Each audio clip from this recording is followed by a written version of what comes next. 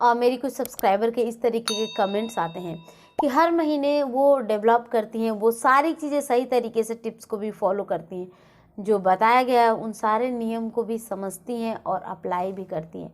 लेकिन फिर आखिरकार उनकी उम्मीदें तब टूटती है जब उनको पीरियड्स आ जाता है और उनको पता चल चुका होता है कि अब सारी चीज़ें ख़त्म हो गई।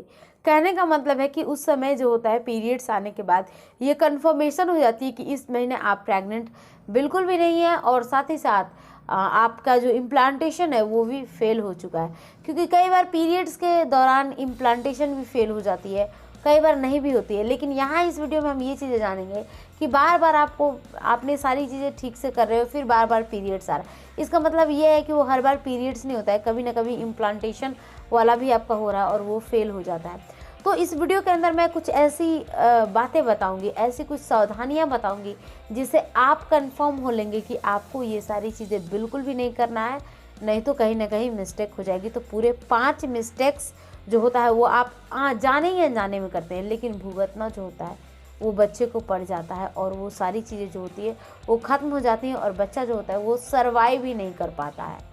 क्योंकि यूट्रस की वॉल से आकर चिपकता है तब तक ऐसा आप इन्वायरमेंट वहाँ पे क्रिएट नहीं कर पाती हैं, तो ये सारी प्रॉब्लम आए। तो चलिए गाइस वीडियो को स्टार्ट करते हैं। मैं हूँ श्वेता और सहेली क्लब में आप सबका बहुत बहुत स्वागत है। अगर फर्स्ट पॉइंट की बात करें तो आपकी एक्टिविटी के ऊपर डिपेंड करता है। अगर आपको ऐसा लग रहा है कि आपका इम्प्लांटेशन इस महीने इस बार हो चुका है तो भारी सामान आप बिल्कुल भी नहीं उठाए, क्योंकि इससे ज़्यादा जोर उस हिस्से पे पड़ती है।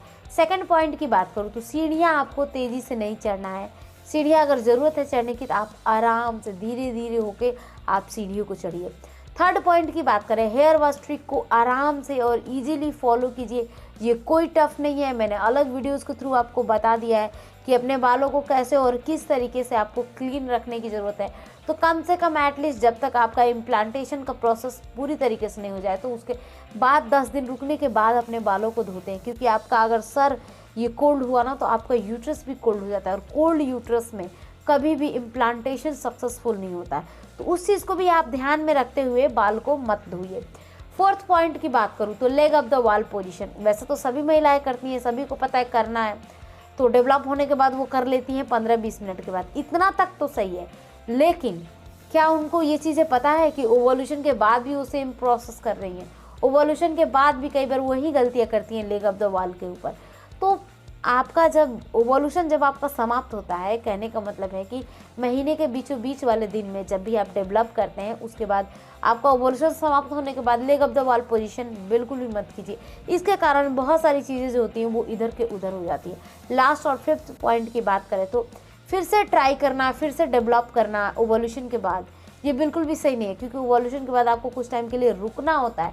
आपको एक बार पता तो चले कि आप इस महीने कंसीव किए हो या नहीं किए हो, क्योंकि हर बार इम्प्लांटेशन आपका फेल हो जा रहा है और आप कुछ कर नहीं पा रहे। इसलिए ओवल्यूशन के बाद आपको ट्राई नहीं करना है। आपको ये करने से प्रॉब्लम आ सकती है या फिर कुछ महिलाओं को इस तरह की चीज़ें हो भी चुकी है। तो गाइज यहाँ 5 पॉइंट पे चर्चा की है। 5 पॉइंट सभी महिलाओं के लिए आराम से एग्जिस्ट करता है जिनको जिनको कंसीव करना है। आई थिंक गाइज यहाँ मैंने आपके डाउट को क्लियर किया। अभी कुछ पूछना है, कुछ रह गया और कोई सावधानी आप जानना चाहती है तो मुझे नीचे कमेंट कीजिए। Thanks for watching. तब तक के लिए बाय बाय, टेक केयर।